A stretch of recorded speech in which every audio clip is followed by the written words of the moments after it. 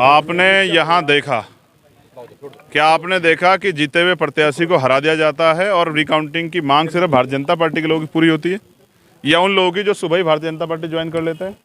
क्या आपने कभी सुना?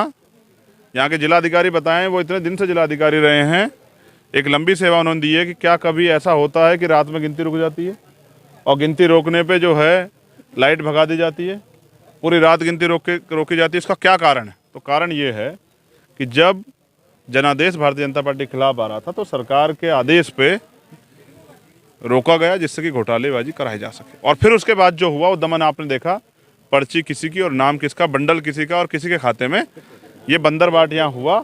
तो मैंने वोटों की चोरी देखी, लूट देखी, लेकिन यहाँ डकैती भी देखी खुद अपनी आंखों के सामने।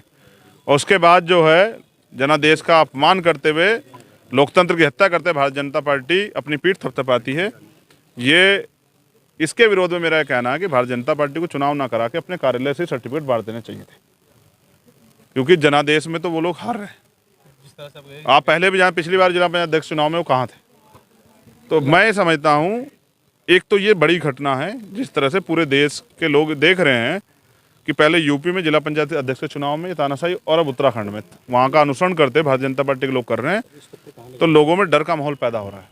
जो लोग चुनाव लड़ना चाहते हैं, लोकतंत्र का सम्मान करते हैं, उनके मन में ये सवाल पैदा हो रहा है कि सत्ता के दम पे जब ये दमन होगा तो आम आदमी, गरीब आदमी चुनाव कैसे लड़ेगा? कौन कौन सी सीट है अध्यक्ष जी जिन पे ये आप देख रहे हैं कि धांधली हुई है? देखिए, सबसे पहली सीट है टिकोला, जिस पे हमारा प्रत्याशी जीत गया था। मीडिया ने भी ये बात चला दी कि नया प्रत्याशी आया और जीत के आज़ाद समाज पार्टी का साफ चला गया। फिर दूसरी है मुंडलाना, जिस पे हमें 22 या 24 वोट से हारा हुआ दर्शाया गया। फिर तीसरी सीट है सिरचंदी, जिसमें हमें लगभग 150 करीब वोट से, 600 वोट से जो प्रत्याशी आगे चला उसको 150 वोट से हरा के और उनको जबरन वहाँ से लाठी चला के भगाया गया। और चौथी सीट है सलेमपुर फर्स्ट, जिसपे हमारा प्रत्याशी 1200 वोट से आगे चल रहा था, उसको जबरन हराया गया। अगला आंदोलन करेगा सर?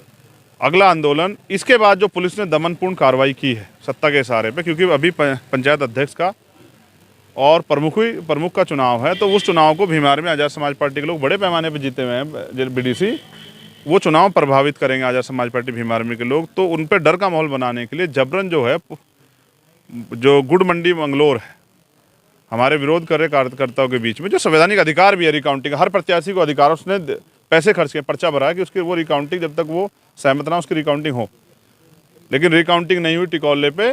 और फिर जो कार्यकर्ता विरोध कर रहे थे, जैसे मेरी जिलाधिकारी से बात हुई, मैं मौजूद था, उन्होंने मुझसे कहा कि मेरे हाथ बंधे हुए हैं, आप जो है आरओ से बात कर लो। मैंने आरओ को फ़ोन किया, आरओ ने मुझसे कहा कि मैं जो हूँ यहाँ हूँ बहादुराबाद, आप हरिद्वार आ जाइए। जब मैं हरिद्वार की तरफ बढ़ा तो उन्होंने मुझसे कहा कि मैं रुड़की आ गया हूँ, आप यहाँ जाइए। उससे उनकी मंशा थी नहीं कि वो रिकाउंटिंग कराएं। इसलिए अब जब रिकाउंटिंग का दबाव बनता, क्योंकि हम अपने अधिकार जानते हैं, तो उन्होंने हमारे कार्यकर्ताओं पर लाठीचार्ज कर दी। हमारी भीड़ में बीजेपी कार्यकर्ता घुसते हैं, मौके का फ़ायदा उठाते, पुलिस पे पथराव करते हैं। मैं मानता हूँ कि उसके बाद जो वहाँ हुआ, जो तांडव हुआ, वो बहुत डरावना है। निर्दोष कार्यकर्ताओं को लाठी से पीटा गया। हमारे प्रदेश संयोजक महक सिंह जी को चोट लगी है, वो अभी भी जो है हॉस्पिटलाइज हैं।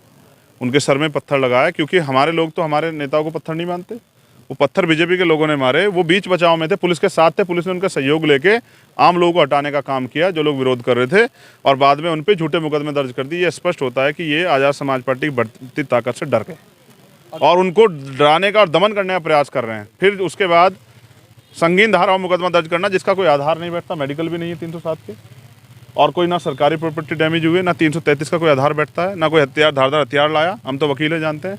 ये इसलिए किए गए जिससे कि कार्यकर्ताओं में डर का माहौल हो। फिर उसके बाद जो है, जो लोग पकड़े गए उनको सड़क से पकड़ा जाती, पूछ के निर्दोष लोगों को जेल भेजा। जो लोग, जिन लोगों को जेल भेजने से पहले उनको टॉर्चर किया, 3rd डिग्री दी गई। कई लोगों ने जज साहब के सामने बताया कि हमारे साथ मारपीट हुई, उन्होंने मेडिकल भी बनवाए।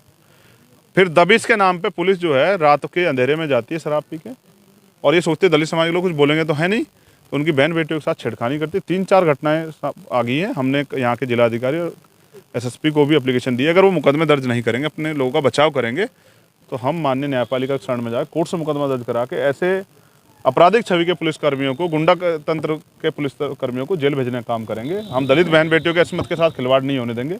गिरफ्तार देने की बात कही आपने। 21 तारीख को वोटों की डकैती, जो लोकतंत्र की हत्या हुई है, और जो दमन की कार्रवाई दलितों के खिलाफ की जा रही है, उसके खिलाफ हम जिला मुख्यालय पर आंदोलन करेंगे। मैं स्वयं मौजूद रहूँगा। और कम से कम 1 लाख जो है भीमार में आजाद समाज पार्टी कार्यकर्ता सामूहिक गिरफ्तारी देंगे। अगर सत्ता के दमन में पुलिस ये कार्रवाई करना चाहती है तो हम गिरफ्तार देने को तैयार हैं। 21 तारीख आपने इतना देर से हूँ कि अभी हम कोर्ट के जरिए भी अपनी लड़ाई लड़ रहे हैं और हमारी लड़ाई पुलिस से नहीं है। पुलिस तो सरकार के इशारे पे, सरकार के हाथों में खेल के जबरन पार्टी बन रही है। हमारी पुलिस से कोई लड़ाई नहीं है। हम पुलिस में भी हमारे लोग हैं, लेकिन सत्ता के इशारे पे, क्योंकि वो नौकर हैं, उनको नौकरी करनी है, इसलिए जो है ये कार्रवाई कराई जा रही है। 21 तारीख का समय इसलिए क्योंकि दलितों में बहुत आक्रोश है और हम लोग भी उनको समझाने का प्रयास कर रहे हैं कि वो इस आक्रोश को संवैधानिक रूप से 21 तारीख को सड़कों पे आके जिलाधिकारी कार्यालय पहुंच के जताएं।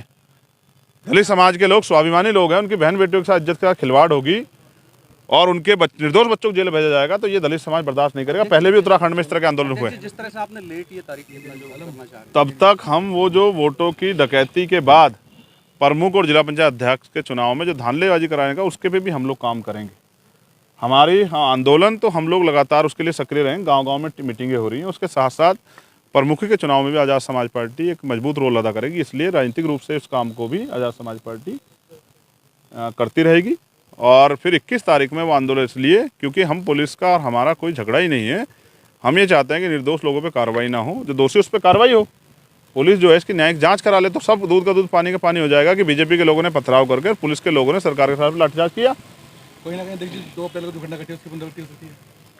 नहीं, मैं समझता हूँ पूर्णावर्ती तो आंदोलन की होगी, क्योंकि दलित समाज के लोग दमन के खिलाफ हमेशा लड़े हैं और अब तो भीमार में आज़ाद समाज पार्टी अपनी बहन बेटियों की रक्षा करना हम अच्छी तरह जानते हैं।